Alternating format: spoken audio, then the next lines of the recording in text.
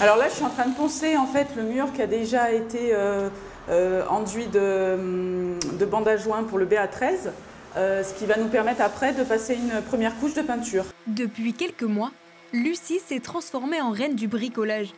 Ponçage, peinture et même la construction de meubles de A à Z. On a une autre image de nous-mêmes quand on fait ce genre de travail. Et c'est très satisfaisant aussi de voir le résultat finalement. De permettre aussi finalement d'améliorer notre vie quotidienne. Parce que là, du coup, je vais avoir une super salle de bain. Et de rentrer dans la salle de bain tous les jours, de voir que c'est moi qui l'ai fait, que j'ai réussi à faire des choses, je me suis dépassée moi-même aussi. C'est vraiment très gratifiant, quoi. Un loisir utile. Avec cette nouvelle passion pour le bricolage, faire soi-même permet à Lucie de gagner du temps, mais aussi pas mal d'argent. Un meuble comme ça, par exemple, je l'ai payé 290 € à l'achat. Et si j'avais dû le faire monter par quelqu'un, j'aurais dû avoir 100 € de plus. Donc oui, effectivement, économiquement parlant, c'est très avantageux. Il y a quelques mois, Lucie n'aurait pourtant pas imaginé entreprendre autant de travaux, et surtout toute seule. Comme beaucoup de Français, ce sont les 2 confinements et le couvre-feu qui l'ont transformée en bricoleuse aguerrie. Je me suis beaucoup renseignée en magasin en fait, beaucoup. Ça c'est vrai qu'ils ont été des conseils précieux à ce niveau-là, vraiment au niveau du produit. Ils m'ont vraiment toujours conseillé le bon produit. Et après effectivement j'ai regardé aussi des tutos pour voir un petit peu la mise en œuvre de certaines choses, tout à fait. Internet regorge d'influenceurs improvisés bricoleurs, mais il y a aussi de vrais conseils de professionnels. Résultat, en plus de son emploi à plein temps, Lucie a complètement rénové cette chambre à coucher. Là c'est la chambre qui a été finalisée, donc on a mis du parquet, donc là le parquet c'est moi qui l'ai posé. J'ai fait aussi la peinture, donc là la fenêtre c'est pas moi qui l'ai posée. J'ai fait la peinture, le parquet. Des travaux qu'elle a démarrés en novembre dernier, à la suite du second confinement, avec comme objectif se sentir bien chez soi. En fait, ça n'a pas été un besoin, je dirais plutôt que ça a été une évidence. En fait, ça s'est amené à moi d'un coup, parce que le fait d'être enfermé, qu'est-ce qu'on est entre 4 murs, on se dit, on y va quoi. Rapidement, c'est tout l'appartement qui se métamorphose, de la salle de bain au salon, en passant par la cuisine. Jos, qu'est-ce que t'en penses? On commence à mettre le plan de travail? T'as 2 minutes? Et pour les grosses œuvres, Lucie a fait appel à Jocelyn Boucher, artisan plombier. Ce plan de travail à porter toute seule, c'est pas possible. Pour vraiment tout ce qui est par exemple les fenêtres, moi ça je me sentais pas du tout de le faire.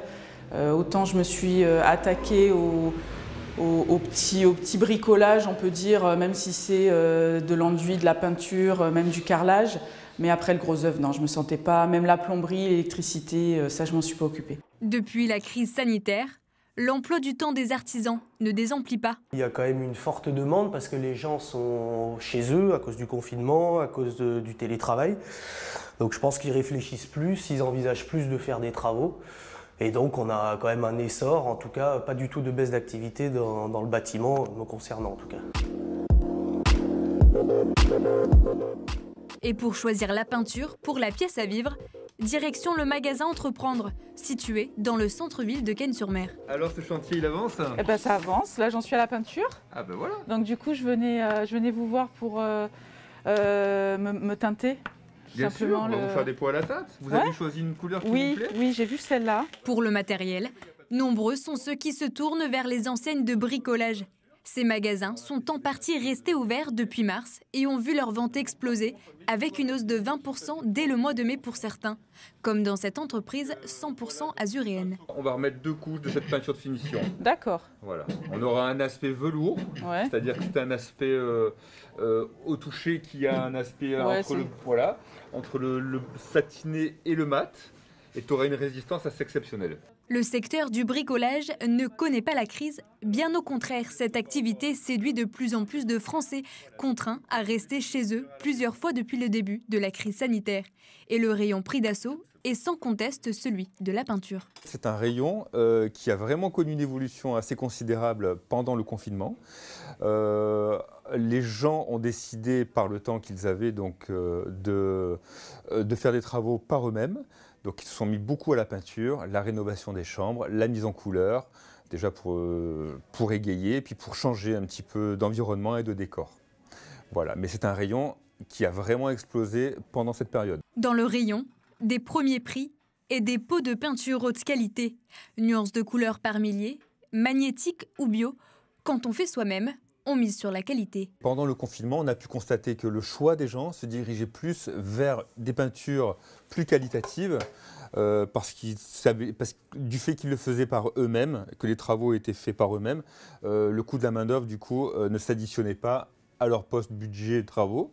Donc ils se sont permis de prendre du qualitatif pour un rendu bien meilleur et pour finalement une aisance et une facilité d'application.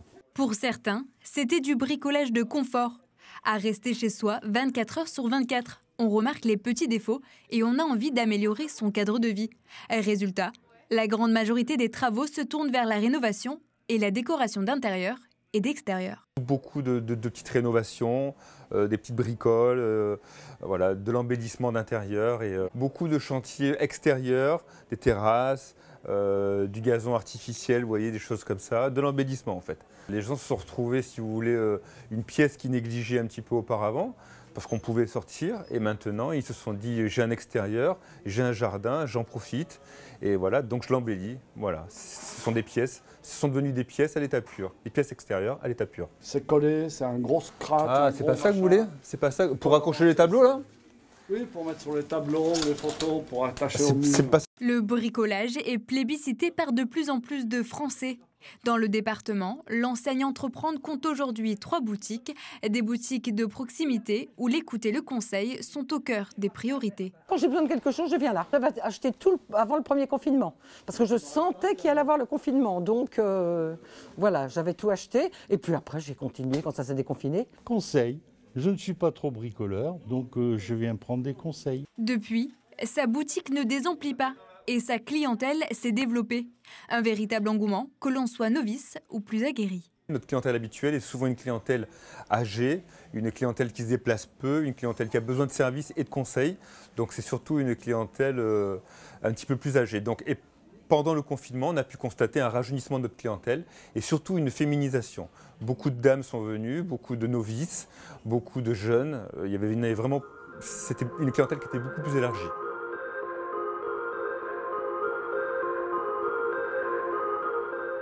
À quelques kilomètres, sur la commune de Valoris, installée dans une ancienne fabrique de céramique, l'association Le Hangar abrite un atelier bricolage.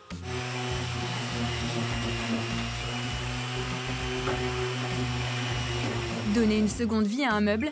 Quand on habite en ville, pas toujours évident de trouver l'espace pour le faire soi-même. Ici, les adhérents peuvent louer l'espace quelques heures, les outils sont mis à disposition. Il ne reste qu'à bricoler. Je viens pour la retaper, donc pouvoir la poncer et ensuite pouvoir la peindre sans gêner mes voisins et sans faire de poussière partout. Un lieu très sympa où au moins je peux bricoler tranquillement. Avec les confinements successifs, les Français adoptent le bricolage. Passionnée, Véronique, elle, vient régulièrement retaper petits et gros objets. Des objets qu'elle personnalise à son image. Le fait de faire les choses par moi-même et pas d'acheter des choses dans des magasins et d'avoir la même chose que tout le monde. Au moins, je peux avoir quelque chose de très personnel et à mon goût. Et souvent des meubles qui en fait sont des vieux meubles et qui sont de très bonne qualité, qui ne sont pas en agglo, c'est vraiment du vrai bois. La vague du DIY, do it yourself, s'est amplifiée cette dernière année. Ici, c'est un peu comme le temple du faire soi-même, avec quelques coups de main en plus. Un lieu de création, de partage et de transmission. Oui.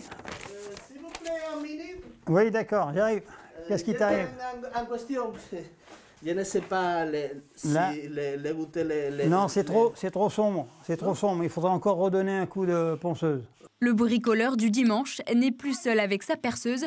Entre les clous, vis, pinces et perceuses, l'atelier accueille les amateurs comme les bricoleurs avertis.